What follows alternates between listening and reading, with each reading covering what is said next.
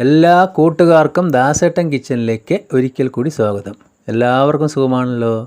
ഇന്ന് ഞാൻ ഉണ്ടാക്കാൻ പോകുന്ന ഒരു എഗ് പെപ്പർ റോസ്റ്റാണ്. വീഡിയോ ഇഷ്ടപ്പെട്ട് കഴിഞ്ഞാൽ ഒന്ന് ലൈക്ക് ചെയ്യണേ. ആദ്യമായിട്ട് കാണുന്ന കൂട്ടുകാരുണ്ടെങ്കിൽ ഒന്ന് സബ്സ്ക്രൈബ് ചെയ്യണം. കൂടെ ബെല്ലൈക്കൺ അമർത്തി ഓൾ എന്ന ഓപ്ഷൻ കൂടി ഒന്ന് കൊടുക്കണേ. അപ്പോൾ അതിനായിട്ട് ഇവിടെ ഞാൻ 4 കോഴിമുട്ട പുഴുങ്ങിയെടുത്തിട്ടുണ്ട്. അതിൻ്റെ കൂടെ 2 സവോള മീഡിയം സൈസ്, ഒരു വലിയൊരു തക്കാളി, ഒരു 5 പച്ചമുളക് ഇപ്പോൾ എടുത്തിട്ടുണ്ട്. ഇനി ഒരു ചെറിയ ബൗളിലേക്ക് അല്പം വെള്ളം ഒഴിച്ച് കൊടുത്തിട്ടുണ്ട്. അതിലേക്ക് ഒരു 1.5 സ്പൂൺ കോൺഫ്ലവർ ഞാൻ കലക്കുന്നുണ്ട്. നല്ല കട്ടിയായിട്ട്, ഒരുവിധം കട്ടിയായിട്ട് അതൊന്ന് മിക്സ് ചെയ്തെടുക്കാം. അപ്പോൾ ആ കലക്കുന്നതിലേക്ക് ഞാനൊരു അല്പം ഉപ്പ് ചേർത്ത് കൊടുക്കുന്നുണ്ട്. ഒരു പിഞ്ച് ഉപ്പാണ്.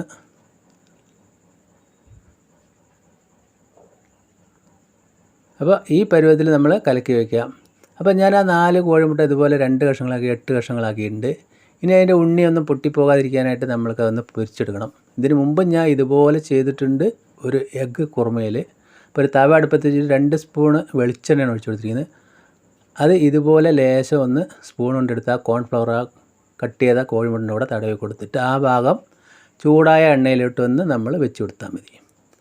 അപ്പോൾ ലോ ടു മീഡിയം ഫ്ലെയിമിലിട്ട് ചെയ്താൽ മതി. അപ്പോൾ ഇതുപോലെ ചെയ്യുമ്പോൾ നമ്മൾക്ക് എഗ് റോസ്റ്റ് പൊട്ടിപ്പോകുന്നില്ല പെട്ടെന്ന്, അതിന് വേണ്ടിയിട്ടാണ്. പിന്നെ മാത്രമല്ല കോൺഫ്ലവർ ആയതുകൊണ്ട് കുട്ടികൾക്കും കഴിക്കാൻ നല്ല ടേസ്റ്റ് ആയിരിക്കും. അത് ഒന്ന് എണ്ണയിൽ മൊരിഞ്ഞതുകൊണ്ട് തന്നെ നല്ലൊരു ടേസ്റ്റ് ഉണ്ടാകും. എല്ലാവരും ഒന്ന് ഇതുപോലെ ഒന്ന് ട്രൈ ചെയ്ത് നോക്കണേ. അപ്പോൾ എല്ലാം ഇതുപോലെ ഒന്ന് ചെറുതായിട്ടൊന്ന് ഫ്രൈ ചെയ്തെടുത്തിട്ടുണ്ട്. അപ്പോൾ ഇതുപോലെ എന്തായാലും ഒന്ന് ചെയ്ത് നോക്കുക. അതിൻ്റെ ഉണ്ണിയൊന്നും പൊട്ടിപ്പോകാതെ തന്നെ നമ്മൾക്ക് റോസ്റ്റ് ഉണ്ടാക്കാനും പറ്റും. അപ്പോൾ എല്ലാം ഞാൻ ആ തവയിൽ നിന്നെടുത്ത് മാറ്റിയിട്ടുണ്ട്. ഇനി നമ്മൾക്ക് വേറൊരു പാത്രം അടുപ്പത്ത് വയ്ക്കുക. അതിലേക്ക് ഇതുപോലെ 2 സ്പൂൺ വെളിച്ചെണ്ണ തന്നെ ഒഴിച്ചു കൊടുക്കുക. അപ്പോൾ നേരത്തെ മുട്ട ഫ്രൈ ചെയ്ത കുറച്ച് വെളിച്ചെണ്ണയും കൊണ്ടുണ്ട്, അതും കൂടി ഞാൻ അതിലേക്ക് ചേർത്ത് കൊടുത്തിട്ടുണ്ട്. പിന്നെ ആ 2 സവോള നീളത്തിലരിഞ്ഞ നൈസായിട്ട് അരിഞ്ഞതും, പിന്നെ 10ഓളം വെള്ളുള്ളി ഇതുപോലെ പൊടിയായി അരിഞ്ഞതും, ഒരു ചെറിയ കഷ്ണം ഇഞ്ചി പൊടിയായി അരിഞ്ഞതും, പിന്നെ നേരത്തെ എടുത്ത് വെച്ച 5 പച്ചമുളക് നെടുകെ കീറിയതും കൂടി ചേർത്ത് നമ്മൾ ലോ ടു മീഡിയം ഫ്ലെയിമിൽ ഇതൊന്ന് വഴറ്റിയെടുക്കണം.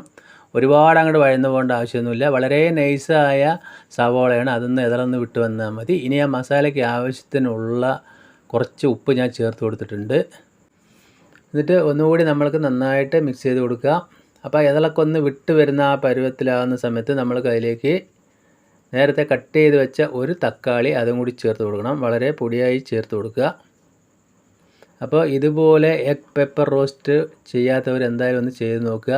ഇനിയിപ്പോൾ സവാള കുറച്ച് കൂടുതൽ വേണമെന്നുള്ളവർക്ക് നമ്മൾ കുറച്ച് ഒരു പകുതി ഉള്ളിയും കൂടി നമുക്ക് ചേർത്ത് കൊടുക്കാം. അപ്പോൾ ഇതേ ഘട്ടത്തിലാകുന്ന സമയത്ത് ഒരു 1/4 സ്പൂൺ മഞ്ഞൾപ്പൊടി ഇട്ട് കൊടുക്കുന്നുണ്ട്. ഇനി അതിൻ്റെ കൂടെ ഒരു 1/4 സ്പൂൺ ഗരം മസാല കൂടി ഞാൻ ചേർത്ത് കൊടുക്കുന്നുണ്ട്. കൂടുതൽ ഇൻഗ്രീഡിയൻസ് ഒന്നും നമുക്കിതിൽ വേണ്ട ആവശ്യമില്ല. വളരെ പെട്ടെന്ന് ഉണ്ടാക്കാൻ പറ്റും. ഇനി ഒരു അല്പം വെള്ളം, അതായത് 2-3 സ്പൂൺ വെള്ളം ചേർത്ത് കൊടുക്കുന്നുണ്ട്. ആ മസാല, ഗരം മസാലയും മഞ്ഞൾപ്പൊടിയൊക്കെ ഒന്ന് ചേർന്ന് അതിൽ നിൽക്കാൻ വേണ്ടിയിട്ടാണ്.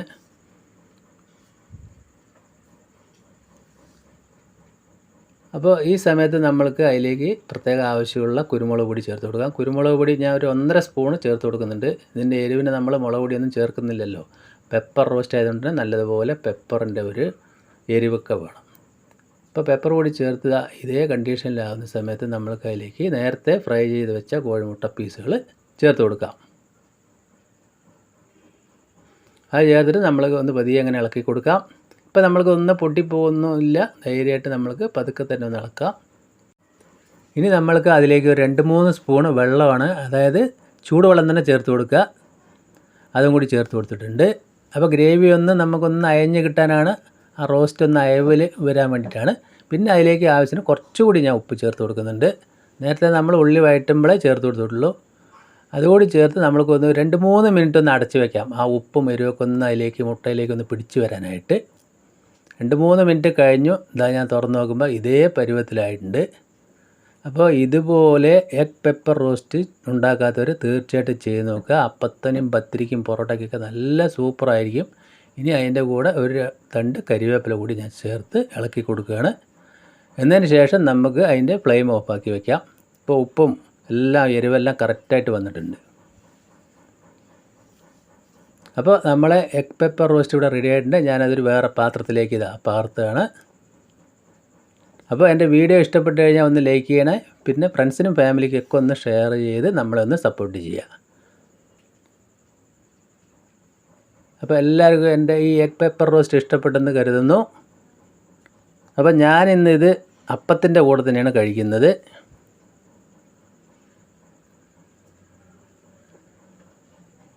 അപ്പോൾ വീണ്ടും നല്ല വീഡിയോയുമായിട്ട് കാണാം. Thank you.